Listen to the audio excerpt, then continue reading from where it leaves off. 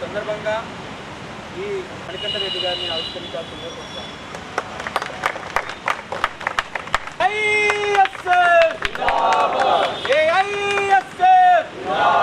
జిందాబాద్ జిందాబాద్ జిందాబాద్ జిందాబాద్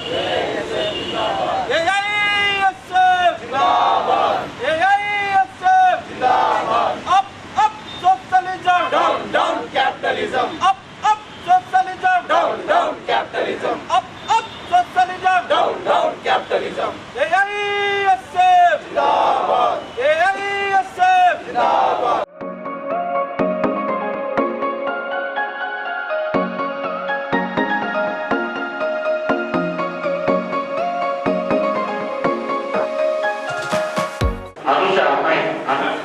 అనుషను కూడా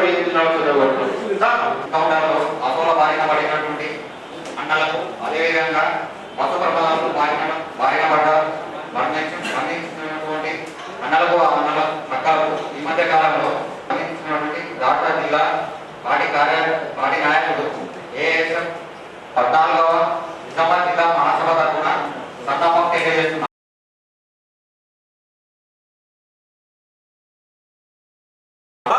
వీరులకు సాధిస్తాం, అమరవీరుల ఆశయాలను అమర వీరులకు.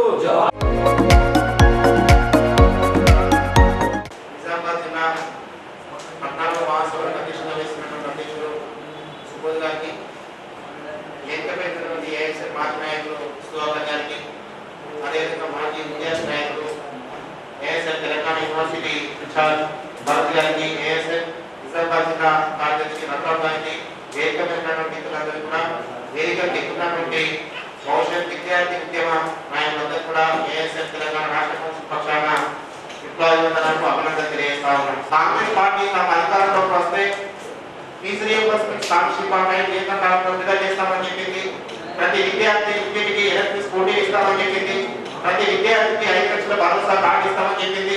ప్రతి విద్యార్థి ఇంటికి ఉచిత వైఫై ఇస్తామని చెప్పింది. కానీ ప్రభుత్వం అధికారంలోకి వచ్చి 23 నెలలు కావస్తా ఉన్నా ఇలా ఫీజు రీయింబర్స్మెంట్ విడుదల లేకపోవడం మూలంగా ఇలా విద్యార్థులకు కళాశాలలు యాజమాన్యాలు ఫీజుల భాగాన్ని పెండింగ్ లో ఉండడం వల్ల కళాశాలలు నిర్మాణం చేయలేము, మేము బంద్ చేస్తున్నాం ప్రభుత్వం ప్రకటించడం వల్ల ఇలా లక్షలాది మంది విద్యార్థులు ఇంట్లో ఉన్నా కూడా ప్రభుత్వం పొద్దు నిధుల నుండి విద్యార్థుల నివాసం స్కాలర్షిప్ భాగాన్ని ఇవ్వకపోవడం మూలంగా ఇలా విద్యార్థులు చదువు దూరమైన పరిస్థితి తెలంగాణ రాష్ట్రంలో ఉంది. ఇలా స్వయంగా తెలంగాణ రాష్ట్రంలో సీఎం రేవంత్ రెడ్డి వద్దే విద్యాశాఖ ఉన్న విద్యార్థులకు ఇవ్వాల్సిన భాగాన్ని రాక ఇలా కళాశాలలో విద్యార్థులు కళాశాలలో ఇలా లాభాలు ఉన్నాయి, తరగతులు అడుగుతూ ఉండాల్సిన విద్యార్థులు నిజబద్ధం ఉన్నారు, తరగతి గదుల్లో విద్యార్థులు పాఠాలు బోధించాల్సిన లెక్చరర్లు ఇలా రోడ్ల మీద పరిస్థితి తెలంగాణ రాష్ట్రంలో వచ్చింది. కాబట్టి విద్యార్థి మిత్రుల ఫీజు బకాయి విడుదల కోసం మనం ఏఎస్ఎఫ్ పాత్రలో నిజామాబాద్ జిల్లాలో ఫీజు బకాయిల విడుదల 1 లక్షల ఫీజు బకాయిలు విడుదల చేసేందుకు కూడా మన ఏఎస్ఎఫ్ పోరాటం ఆగబోతుంది. మీరందరూ కూడా నిజామాబాద్ జిల్లాలో పెద్ద ఎత్తున ఇక్కడ ఉన్నటువంటి అధికార పార్టీ ఎమ్మెల్యేలు మంత్రులను ఉండనిచ్చి ఫీజు రీయింబర్స్మెంట్ విడుదల చేసేందుకు ప్రభుత్వం విడుదల వచ్చేందుకు కూడా మీరందరూ పోరాటం చేయాలి. ఇలా స్కాలర్షిప్ లేవు, ఫీజు బకాయిలు లేవు, విద్యార్థులకు ఉచిత ఇంటర్నెట్ లేదు, విద్యార్థులకు ఎలక్ట్రిక్ స్కూటీ లేవు. కాబట్టి తెచ్చుకున్న తెలంగాణలో 10 ఏళ్ళు కేసీఆర్ ఆలోచిస్తే మార్పు రావాలని రేవంత్ రెడ్డి అధికారం తీసుకొస్తే, కాంగ్రెస్ అధికారం తీసుకొస్తే రేవంత్ రెడ్డి కూడా మన హామీలను తీసుకొచ్చి విద్యార్థులు మోసం చేస్తున్న పరిస్థితి. కాబట్టి ప్రతి విద్యార్థి ఏఐఎస్ఎఫ్ భుజభుజాల మోస్తూ విద్యార్థుల సమస్యల పరిష్కారం ఏఐఎస్ఎఫ్ అండ ఉంటుంది. విద్యార్థుల సమస్యల పరిష్కారం కేవలం ఏఐఎస్ఎఫ్ ద్వారానే పరిష్కారం అవుతుందనేటువంటి భావన ఇక్కడ ఉన్న విద్యార్థులు మీ కళాశాలలో ఉన్నటువంటి 100,000 వేలాది మంది విద్యార్థులకి ఏఐఎస్ఎఫ్ లో చేర్పించే విధంగా మీరందరూ కూడా ఆ విధంగా మీ యొక్క ప్రణాళికలు ఉండాలని కోరుకుంటూ తప్పకుండా ఫీజు బకాయిలు విడుదల చేసేటువంటి ఆ యొక్క పోరాటంలో తప్పకుండా మీరందరూ నిజామాబాద్ రోడ్ల మీద వచ్చి ఉద్యమించాలని సందర్భంగా కోరుకుంటున్నారు. అఖిల భారత విద్యార్థి సమాఖ్య ఏఐఎస్ఎఫ్ నిజామాబాద్ జిల్లా 14వ మహాసభను మన నిజామాబాద్ నగరంలోని ప్రెస్ క్లబ్ లో నిర్వహించుకుంటా ఉన్నాము. ఈ మహాసభకు ముఖ్య అతిథిగా విచ్చేసినటువంటి ఏఐఎస్ఎఫ్ తెలంగాణ రాష్ట్ర అధ్యక్షులు మణికంఠ రెడ్డి గారికి, అదేవిధంగా ఏఐఎస్ఎఫ్ మాజీ నాయకులు సుధాకర్ గారికి, యూనివర్సిటీ ఇన్ఛార్జ్ భరత్ గారికి, అదేవిధంగా సుబోధ్, కుషాల్, అనుష, కార్తీక్, చోటు, సంజయ్, అదేవిధంగా ఈ మహాసభకు చేసినటువంటి మండలాలు నుండి చేసినటువంటి ప్రతి ఏఎస్ఎఫ్ కార్యకర్తలకు అందరికీ కూడా పేరు పేరున శుభాభినందనాలు. ఈరోజు ఈ మహాసభ మనం నిర్వహిస్తున్నామంటే ఏఐఎస్ఎఫ్ తెలంగాణ రాష్ట్ర 4వ మహాసభలు కూడా నిజామాబాద్ నగరంలో మనం నిర్వహించుకుంటా ఉన్నాము జనవరి నెలలో. దాంట్లో భాగంగానే ఈరోజు మన జిల్లా మహాసభ నిర్వహించడం జరిగింది. రాష్ట్రంలో ఉన్నటువంటి గతంలో ఉన్నటువంటి టీఆర్ఎస్ ప్రభుత్వం, ఇప్పుడు ఉన్నటువంటి కాంగ్రెస్ ప్రభుత్వం విద్యారంగంలో ఇవాళ ఫీజు రీయింబర్స్మెంట్ విడుదల చేయగా, అదేవిధంగా కక్ష హాస్టల్లో విద్యార్థుల సమస్యలు, దాంతోపాటు గురుకులలో విద్యార్థుల సమస్యలు, అనేకమైనటువంటి సమస్యలతోటి ఇవాళ విద్యార్థులు సతమతం అవుతా ఉన్నటువంటి పరిస్థితి ఉంది. ఇలా ఫీజు రీయింబర్స్మెంట్ రాక 3 సంవత్సరాల పెండింగ్, దాదాపు 8,500 కోట్ల రూపాయలు పెండింగ్ ఉండడం వల్ల ఈరోజు విద్యార్థులు ప్రైవేట్ విద్యా సంస్థల యజమానులు ఇవాళ బంద్ను ప్రకటించడం జరిగింది. ఇవాళ ఫీజు రీయింబర్స్మెంట్ రాక, స్కాలర్షిప్ రాక ఇవాళ పై చదువులకు వెళ్ళాలంటే విద్యార్థులు అనేకమైనటువంటి ఇబ్బందులు పడుతూ ఉన్నటువంటి పరిస్థితి ఉంది. ఈ అంశాలపైన ఏఎస్ఎఫ్ విద్యార్థంగా మనం కూడా నిరంతరం పోరాడుతూ ఉన్నటువంటి సందర్భం ఉంది. దాంతో పాటు అదేవిధంగా దేశవ్యాప్తంగా ఉన్నటువంటి విద్యారంగ సమస్యలపైన కూడా నూతన విద్యా విధానానికి వ్యతిరేకంగా కూడా మనం పోరాటాలు నిర్వహిస్తూ ఉన్నటువంటి పరిస్థితి ఉంది. నిజామాబాద్ జిల్లాలో ఈరోజు అనేకమైనటువంటి విద్యార్థి సంఘాలు ఉన్నా ఆ విద్యార్థి సంఘాలకు సంబంధించి మనమే మొట్టమొదటిగా ప్రాతినిధ్యం వహిస్తూ అందరినీ కోఆర్డినేషన్ చేసుకుంటూ జిల్లాలోనే మొట్టమొదటి విద్యార్థి సంఘంగా మనం ఉన్నటువంటి పరిస్థితి ఉంది. దాంతో పాటు జిల్లాలో ఉన్నటువంటి సంక్షేమాంశాల సమస్యలు కావచ్చు, అదేవిధంగా ఏ సమస్య అయినా సరే ఆ సమస్యల మీద మనం ఏఎస్ఎఫ్ విద్యార్థి పార్టీగా మనం స్పందిస్తా ఉన్నాము. గతంలో ఇప్పుడు చూస్తున్నటువంటి పరిస్థితి అయితే ఇవాళ మనం నిజామాబాద్ జిల్లాలో మనం ఉన్నటువంటి దాదాపు 29 మండలాల్లో మనం 11 మండలాల్లో మన ఏఎస్ఎఫ్ విద్యార్థి సంఘాన్ని మనం ముందు ఉండి కూడా మనం పనిచేస్తా ఉన్నాము. దాంతో పాటు తెలంగాణ యూనివర్సిటీలో ఈ రోజు మనం ఇవాళ ఏబీవీపీ విద్యార్థి సంఘాన్ని మనం దీటుగా ఇవాళ మనం పనిచేస్తా ఉన్నటువంటి పరిస్థితి ఉంది. అక్కడ మనం ప్రశ్నిస్తా ఉన్నటువంటి పరిస్థితి ఉంది. తెలంగాణ యూనివర్సిటీలో కూడా మనం ఇవాళ బలమైనటువంటి విద్యార్థి సంఘంగా ఏఎస్ఎఫ్ విద్యార్థి సంఘంగా మనం ఇవాళ ఉన్నటువంటి సందర్భం ఉంది. దాంతో పాటు నిజామాబాద్ జిల్లా వ్యాప్తంగా కూడా ఇవాళ ప్రైవేట్ కాలేజీలో అయినా సరే, గవర్నమెంట్ హాస్పిటల్లో అయినా సరే, ఇవాళ ప్రభుత్వ స్కూల్లో అయినా సరే మనం మన ఏఎస్ఎఫ్ విద్యార్థి సంఘానికి సంబంధించి కమిటీ చేసుకుంటూ మనం ముందుకు వెళ్తా ఉన్నటువంటి పరిస్థితి ఉంది. దాంతో పాటు చూసుకున్నటువంటి పరిస్థితి అయితే జిల్లా వ్యాప్తంగా కూడా ఏ అంశంలో అయినా సరే ఇవాళ ప్రైవేట్ విద్యా సంస్థ యజమానులు కావచ్చు, ఇవాళ ప్రభుత్వ స్కూల్లో ఉపాధ్యాయులు కావచ్చు, ఎవరికైనా సరే ఏ సమస్య వచ్చినా ఫస్ట్ స్పందించేది ఏఎస్ఎఫ్ విద్యార్థి సంఘమే. కాబట్టి మనం కూడా ఆ విధంగానే గుర్తుకున్నటువంటి సందర్భం ఉంది. కాబట్టి రాబోయే కాలంలో మనం ఇంకా ఏఎస్ఎఫ్ విద్యార్థి సంఘాన్ని మనం బలోపేతం చేసుకోవాల్సినటువంటి అవసరం ఉంది. ఈ రోజు నిజామాబాద్ జిల్లాలో ఫుల్ టైమర్ గా 5 మనం ఇవాళ నిజామాబాద్ జిల్లాలో పనిచేస్తా ఉన్నాం. ఏఎస్ఎఫ్ కి 2 పార్ట్ టైం గా పనిచేస్తా ఉన్నటువంటి పరిస్థితి ఉంది. కాబట్టి ఏ రోజైనా సరే మనం ఏఎస్ఎఫ్ ని ముందుండి కూడా మనం డెవలప్మెంట్ చేస్తా ఉన్నటువంటి పరిస్థితి ఉంది. కాబట్టి మీరు అందరూ కూడా మనం రాబోయే కాలంలో ఏఎస్ఎఫ్ ని ఇంకా స్ట్రెంథెన్ చేసుకోవాల్సినటువంటి అవసరం ఉంది. మనకు సలహాలు సూచనలు ఇస్తున్నటువంటి సుధాకర్ అన్న కూడా మంచి సలహాలు సూచనలు ఇస్తా ఉన్నటువంటి పరిస్థితి ఉంది. దాంతో పాటు మనకు భరత్ అన్న కూడా మనకు సలహాలు సూచనలు రెగ్యులర్ గా ఇస్తా ఉన్నటువంటి పరిస్థితి ఉంది. కాబట్టి మనం రాబోయే కాలంలో మనం విద్యార్థి సంఘానికి మనం ఇంకా ముందు మనం బలోపేతం చేసుకోవాల్సినటువంటి అవసరం ఉంది.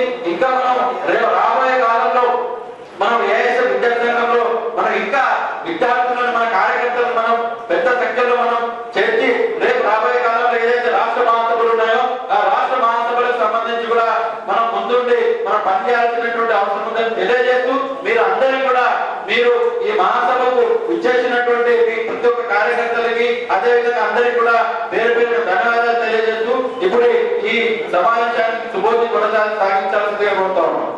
స్టూడెంట్స్ ఫెడరేషన్ నిజామాబాద్ జిల్లా 14వ జిల్లా మహాసంస్థల సందర్భంగా నిజామాబాద్ జిల్లా కేంద్రానికి విచ్చేసినటువంటి ఏఐఎస్ఎఫ్ రాష్ట్ర అధ్యక్షుడు మణికంఠ గారికి, అదేవిధంగా ఈ స్టేజ్ పైన ఉన్నటువంటి ఏఐఎస్ఎఫ్ మాజీ నాయకులు సుధాకర్ గారికి, ప్రస్తుత ఏఐఎస్ఎఫ్ జిల్లా కార్యదర్శి రఘురామ్ గారు, ఆయా విద్యాసంస్థల నుంచి ఈ మహాసభలకు డెలిగేషన్ గా విచ్చేసినటువంటి స్టేజ్ ముందర ఉన్నటువంటి ప్రతి ఒక్క విద్యార్థి నాయకులకు ఈ సందర్భంగా విప్లవీ వందనాలు తెలియజేస్తూ, నా పేరు భరత్. నేను గతంలో ఏఎస్ఎఫ్ స్టూడెంట్ ఆర్గనైజేషన్ లో లీడర్ గా పనిచేయడం జరిగింది. అయితే ఈ సందర్భంగా మన స్పీచ్ లాగా కాకుండా కొన్ని విషయాలు మనము చర్చించుకుందాం. ఓకేనా? స్పీచ్ అయితే నేను చెప్తే మీరు వినాలి, డిస్కషన్ అయితే ఏం చేయాలి, మీరు మాట్లాడాలి, నేను మాట్లాడాలి, అవునా కదా? సో దీంట్లో ఫస్ట్ ఏంటంటే, మీ దాంట్లో ఎవరికైనా మీ పేరెంట్స్ ఎవరైనా గెస్టెడ్ ఆఫీసర్స్ ఉన్నారా? గెస్టెడ్ ఆఫీసర్స్ ఉంటే హ్యాండ్ రైజ్ చేయండి. మీ పేరెంట్స్ ఎవరైనా గెస్టెడ్ ఆఫీసర్స్ ఉన్నారా? పేరెంట్స్ ఉన్నారా మీ దాంట్లో? గవర్నమెంట్ ఎంప్లాయీస్ ఉన్నా పేరెంట్స్ ఉన్నారా? సరే, మీ దాంట్లో వ్యవసాయ కుటుంబం నుంచి వచ్చిన వాళ్ళు ఎంతమంది ఉన్నారు? వ్యవసాయ కుటుంబం నుంచి వచ్చిన వాళ్ళు. మీ దాంట్లో రూరల్ ఏరియా నుంచి, అంటే ఊళ్ళలో నుంచి, ఇంకా పట్టణాల కేంద్రం నుంచి కాకుండా రూరల్ ఏరియా నుంచి వచ్చిన వాళ్ళకి ఎన్ని కుటుంబాలు ఉన్నాయి? సో అంటే దీన్ని బట్టి మాకు తెలిసేది ఏంటంటే, నేనైనా చాలా వెనుకబడిన ప్రాంతం నుంచి వచ్చిన వాడిని. అక్కడి నుంచి వచ్చే క్రమంలో, ఎడ్యుకేషన్ చేస్తూ వచ్చే క్రమంలో ఈ విద్యార్థి సంఘం నాకు ఇంటర్లో పరిచయమైంది. ఇంటర్లో పరిచయమైనప్పుడు అందరిలా కాకుండా ఈ సమాజానికి మనల్ని పరిచయం చేసినటువంటి సంఘం ఏదైనా ఉంది అంటే ఏఐఎస్ఎఫ్. సమాజం ఏ విధంగా ఉంటుంది, దాన్ని ఏ దృష్టికోణంలో చూడాలి, ఎట్లా చూస్తే సమాజంలో మనకంటూ గుర్తింపు వస్తుంది అని చెప్పేసి ఏర్పాటు చేసినటువంటి సంఘం ఏదైనా అంటే ఏఐఎస్ఎఫ్. దీనివల్ల ఒకటే చెప్తున్నాను, ఈరోజు గతంలో మనం చేసిన నిరసనలు కానివ్వండి, లేకపోతే మనం చేసిన ధర్నాల గురించి మాట్లాడడం కోసం కాదు, భవిష్యత్తులో మనమేంది, మన తర్వాత తరాలకు మనం ఇచ్చే వేరే ఏ విధంగా ఉండాలి, వాళ్ళకి చూపించే దారి ఏ విధంగా ఉండాలని చెప్పేసి ఈరోజు చర్చించడానికి ఇక్కడికి వచ్చినాము. కాబట్టి ఇప్పుడున్న పరిస్థితులు ఏ విధంగా ఉన్నాయి? గతంలో ఎడ్యుకేషన్ పూర్తి చేస్తే ఖచ్చితంగా వాళ్ళ చదువు తగ్గట్టు ఉద్యోగాలు వచ్చాయి. కానీ ఈ మధ్య మనం చూస్తా ఉన్నాం, 2015లో ఏదైతే 2016-17 ఆ టైంలో వచ్చినటువంటి సాంకేతికత వల్ల యూట్యూబ్ వాడకం, అంటే సామాజిక మాధ్యమాల వాడకం పెరిగిపోయిన తర్వాత మనకు సామాజిక మాధ్యమాల్లో వచ్చేది ఏది నిజమో ఏది అబద్ధమో అర్థం కాకుండా మనం చదువుకున్న చదువును కూడా ప్రశ్నార్థకంలో ఉంచే విధంగా ఈరోజు సామాజిక మాధ్యమాల్లో వార్తా విశేషాలు వస్తూ ఉన్నాయి. ఒకవైపు మనము మన ఎదుగుదల కోసం చదువుకోవడానికి వస్తా ఉంటే, మరోవైపు సామాజిక మాధ్యమాల్లో వచ్చేటటువంటి తప్పుడు ఉపన్యాసాలు కానివ్వండి, తప్పుడు రాతలు కానీ అవన్నీ కూడా విద్యార్థి లోకానికి ఓవైపు తప్పుదో పట్టిస్తా ఉంటే, మరోవైపు ప్రభుత్వాలు వీళ్ళు చదువుకున్న చదువులకు విద్యార్థులు యువజనులు ఎవరైతే చదువుకుంటా ఉన్నారో వాళ్ళ చదివిన చదువులకు తగ్గట్టుగా ఉద్యోగ అవకాశాలు కల్పించడంలో, ఉపాధి అవకాశాలు కల్పించడంలో పూర్తిగా విఫలమైనటువంటి పరిస్థితి మనకు కనిపిస్తా ఉంది. ఈ రోజు మీరు ఒక్కసారి చూసుకోండి, most of the persons, youth అందరూ కూడా స్క్రీనింగ్ కు బాగా అలవాటు పడ్డారు. I mean screening means mobile ఫోన్లలో రీల్స్ చూడడం కానివ్వండి, యూట్యూబ్ లో చూడడం కానివ్వండి, ఇన్స్టాగ్రామ్ చూడడం కానివ్వండి, అట్లాంటి చాలా మంది వాటికి బానిసలుగా మార్చే ప్రభుత్వ చర్యలు ఈ రోజు మనకు కనిపిస్తా ఉన్నాయి. ఈ యూత్ అందరికీ కూడా ప్రపంచంలోనే అత్యధిక స్థాయిలో ఉన్నటువంటి యూత్ కలిగినటువంటి మన దేశంలో ఉన్నటువంటి యూత్ కు ఒక మొబైల్ ఫోన్ అడిక్టర్స్ గా, మద్యం కంటే దారుణమైనటువంటి పరిస్థితి ఇది. మొబైల్ ఫోన్స్ అడిక్టర్స్ అనేది గంటల తరబడి, ఒకసారి మనం మొబైల్ చూడడం స్టార్ట్ చేస్తే ఇంకెప్పటికీ, అంటే గంట అవుతుందా, 2 గంటలు అవుతుందా, 4 గంటలు అవుతుందా అర్థం కాని పరిస్థితుల్లో మనము రీల్స్ బానిసలుగా మారుతున్నటువంటి పరిస్థితి. అట్లాంటి పరిస్థితుల నుండి దాని ప్లేస్ లో మనము మొబైల్ చూసే దానికంటే కూడా దాని ప్లేస్ లో మనం వచ్చినటువంటి బ్యాక్గ్రౌండ్ చాలా చిన్న స్థాయి నుంచి మనం వస్తా ఉన్నాం, పేదరికం నుంచి వస్తా ఉన్నాం. కాబట్టి మనమంతా కూడా మొబైల్ స్థానంలో బుక్స్ పట్టుకోవాలి అని చెప్పేసి కొడతా ఉన్నాము. మీరు పొద్దున్న లేవగానే న్యూస్ పేపర్స్ చదవండి, మీకు నచ్చిన మీకు అందుబాటులో ఉన్న తెలుగు కానివ్వండి, ఇంగ్లీష్ కానివ్వండి, న్యూస్ పేపర్స్ చదవండి. దీనివల్ల ఏంటంటే సమాజంలో ఏం జరుగుతూ ఉంది, సమాజంలో మనం ఎక్కడ ఉన్నాం చూడండి. మిత్రులారా, మీరు ఇక్కడ వరకు వచ్చినటువంటి పరిస్థితుల్లో మీ చుట్టుపక్కల ఉన్న వాళ్ళు ఇంకే ఏ స్థాయిలో ఉన్నారో చూడండి. మీకంటే వెనుకబడిన వాటి తరగతులకు కానివ్వండి, మీకంటే వెనుకబడినటువంటి విద్యార్థులకు కానివ్వండి, మీరంతా కూడా ఒక ఐక్యంగా నిలవాల్సిన అవసరం ఉంది ఈ రోజు. కాబట్టి ప్రభుత్వము నిర్వహిస్తున్నటువంటి విద్యార్థి విభజన వ్యతిరేక విధానాలకు ఉచ్చులో పడకుండా మీరు బయటకు వచ్చి మతము, కులము, ప్రాంతము అట్లాంటి వాటికన్నిటి కూడా వ్యతిరేకంగా పోరాటం చేస్తూ మీరు ఎడ్యుకేషన్ తో ఎదగాలని చెప్పేసి కోరుకుంటూ, అదే సమయంలో ఏఐఎస్ఎఫ్ ఆపరేషన్ కొనసాగించాలని చెప్పేసి కోరుకుంటున్నాను. ఏఐఎస్ఎఫ్ ఎందుకు కొనసాగాలంటే ఏఐఎస్ఎఫ్ చరిత్ర మీకు తెలుసా? మనది విద్యార్థి సంఘము స్వతంత్ర పోరాటంలో పాల్గొన్నటువంటి ఏకైక విద్యార్థి సంఘము ఏఐఎస్ఎఫ్. ఈ రోజు మన దేశంలో ఉన్నటువంటి ఏ విద్యార్థి సంఘం కూడా స్వతంత్ర పోరాటంలో పాల్గొనలేదు. స్వతంత్ర పోరాటంలో పాల్గొని బ్రిటిషర్స్ వ్యతిరేకంగా పోరాడినటువంటి ఏకైక విద్యార్థి సంఘం ఏదైనా ఉన్నది అంటే మన ఏఐఎస్ఎఫ్. బ్రిటిష్ వాళ్ళకు వ్యతిరేకంగా పోరాటం చేసి ఎంతో మంది మన నాయకులు ప్రాణత్యాగాలు చేశారు. ఎంతో మంది మన దేశ స్వతంత్రం కోసం పోరాటం చేసినటువంటి ఘనత మన దేశానికి, మన విద్యార్థి సంఘానికి ఉంది. కాబట్టి ఈ యొక్క త్యాగాలని, ఈ యొక్క స్వతంత్ర పోరాటాన్ని మనము పుచ్చుకొని మన యొక్క ఇప్పుడున్న పరిస్థితులలో ఇప్పుడున్న ప్రభుత్వం అనుసరిస్తున్నటువంటి విధానాన్ని అర్థం చేసుకుంటూ మనం భవిష్యత్తు తరానికి ఒక మంచి రోడ్ మ్యాప్ వేస్తూ మన విద్యార్థి సంఘంలో మన పాత్రని మరింత క్రియాశీలకంగా పెంచుకోవాలని చెప్పేసి కోరుకుంటూ, ఈ సందర్భంగా ఈ మాసాల ప్రభుత్వం పిలిచినటువంటి నాయకత్వానికి అందరికీ కూడా పేరు పేరున ధన్యవాదాలు తెలియజేస్తూ నా యొక్క ఉపన్యాసాన్ని ముగిస్తున్నాను. ఉద్యమం దేశం అంటే ఒక ఉద్యమం అయితే ఫీజుల పెంపు, విద్యా ప్రైవేటీకరణ మరియు విద్య అందరికీ హక్కు, దీనిపైన స్టూడెంట్స్ దీనిపైన పోరాడాలి. మన విద్య కోసం మనం పోరాడితే మనం బాధ్యత అనుకొని సమాజానికి మనం ఒక అందంగా నిలబడాలి.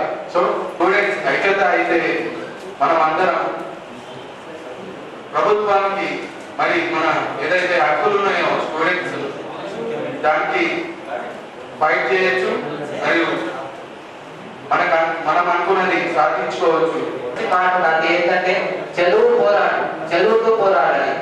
మనం ఇప్పుడు మన కాలేజీలో ఉండి స్టడీ కోసమే పోకూడదు, దానికి తగ్గట్టు మనం దానికోసం పోరాటం చేయాలి. ఒక కాలేజ్లో ఇప్పుడు గవర్నమెంట్ డిగ్రీ కాలేజ్ ఒక ఉదాహరణగా ఒక క్లాస్ లో ఒక 20 మెంబర్స్ స్టూడెంట్స్ ఉంటారు, అడ్మిషన్స్ ఒక 10 మెంబర్స్ అంటే సాధించగలరు. ఏ ఒక 10 మంది వచ్చి కదా అలాగే ఎందుకు మన చెప్పచ్చు ఇంత ఇగ్నోర్ చేస్తారు. అలాంటి వాటిలో మనం పోయి ఆన్సర్ చేయాలి. క్లాస్ లో ఒక్క స్టూడెంట్ ఉన్నా కూడా ఒక సారథ్య స్టూడెంట్ కి క్లాస్ చెప్పేటట్టు ఆ సార్తో మనం మాట్లాడాలి. ఆ ధైర్యం మనకు ఇచ్చేది ఏంటి? ఏఐఎస్ఎఫ్. స్టూడెంట్ యూనియన్ లో ఉంటే మనకు మంచి ధైర్యమే కాదు, మనకు ఒక మన మీద నమ్మకం వస్తుంది. చదువు అంటే మనకు ఒక మార్గం ఉంటుంది.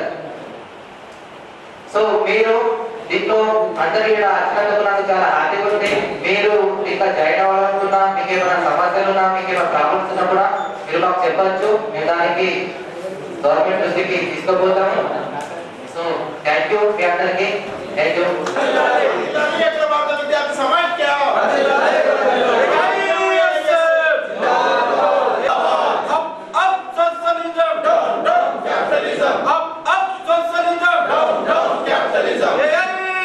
రాష్ట్ర నాయకత్వానికి అదేవిధంగా సిపిఐ పార్టీ జిల్లా కార్యదర్శి సుధాకర్ అన్న గారికి, అదేవిధంగా నన్ను ఈ స్థాయిలో ఉంచి నాకు సపోర్ట్ చేస్తున్నటువంటి సుధాకర్ అన్న గారికి నా తరఫున ప్రత్యేకమైన ధన్యవాదాలు. దాంతో పాటు ఏదైతే మరి నూతనంగా ఎన్నుకున్నటువంటి కమిటీ ఏదైతే ఉందో రాబోయే కాలంలో మనం ఏఎస్ఎఫ్ తెలంగాణ 4వ రాష్ట్ర మహాసభలు నిజామాబాద్ నగరంలోనే జనవరి 28, 29, 30 తేదీల్లో 3 రోజుల పాటు జరుగుతా ఉంది. ఈ మహాసభల్ని విజయవంతం చేయడం కొరకు ఈ నూతనంగా ఎన్నుకున్నటువంటి ఈ బాడీ ఏదైతే ఉందో నిరంతరం పని చేయాలి. అదే విధంగా నిర్మాణంలో కూడా ముందుండి పని చేయాలి. రాబోయే కాలంలో మనం కూడా అందరం కూడా కలిసికట్టుగా ఈ సంఘాన్ని బలోపేతం చేయాల్సినటువంటి అవసరం ఉంది. దాంతో పాటు పక్కన ఉన్నటువంటి కామారెడ్డి జిల్లాకు కూడా మన నవీన్ కృష్ణన్ కూడా అక్కడ మనం త్వరలో బాధ్యతలు ఇవ్వబోతా ఉన్నాము. దాంతో పాటు చూసుకున్నటువంటి పరిస్థితి అయితే మనకు రేపు డిసెంబర్ 26వ తేదీ నాడు ఖమ్మం జిల్లాలో ఒక 5 లక్షల మందితోటి బహిరంగ సభ ఏర్పాటు చేయడం జరుగుతుంది. ఈ బహిరంగ సభకు మనం ఇక్కడ నుంచి జనసేవదలుగా ఒక 50 మందిని మనం తయారు చేసి పంపించాల్సినటువంటి పోవాల్సినటువంటి అవసరం ఉంది. దాంతో పాటు ఏఐఎస్ఎఫ్ సభ్యత్వానికి సంబంధించి కూడా ఒక 2 రోజుల్లో సభ్యత్వ బుక్కులు కూడా వస్తా ఉన్నాయి. ఆ సభ్యత్వ బుక్కులకు సంబంధించి కూడా మనం జిల్లా వ్యాప్తంగా సభ్యత్వం చేసి రేపు రాబోయే కాలంలో మనం కార్యాచరణ రూపొందించి ఈ మహాసభని విజయవంతం చేయాల్సిందిగా కోరుతూ నాకు అవకాశం ఇచ్చినటువంటి జిల్లా అధ్యక్ష వర్గానికి ధన్యవాదాలు తెలుపుతూ ఇప్పుడు శుభోదయం మాట్లాడాల్సిందిగా కోరుతున్నాను. ఇక్కడ వచ్చిన మీ అందరికీ ధన్యవాదాలు. ఎందుకంటే నాకు ఇది ఫస్ట్ టైం నిజామాబాద్ జిల్లా అధ్యక్షుడుగా నాకు ఎన్నుకోవడం నాకు చాలా హ్యాపీగా ఉంది. అండ్ నన్ను జిల్లా అధ్యక్షుడిగా ఎన్నుకుంటాను కాబట్టి నా మీద చాలా బాధ్యత ఉంటుంది. స్టూడెంట్స్ కోసం మీకు ఎలాంటి ప్రాబ్లం ఉన్నా దానికి మా వంతు మేము త్వరలో సాల్వ్ చేస్తామని మీకు చెప్తున్నా. అండ్ ఈ అధ్యక్ష పదవి నాకు ఇచ్చినందుకు థ్యాంక్ యూ అన్న. ఈ సమావేశం ముగిస్తున్నాము. మీరు వచ్చినందుకు మీకు అందరికీ ధన్యవాదాలు.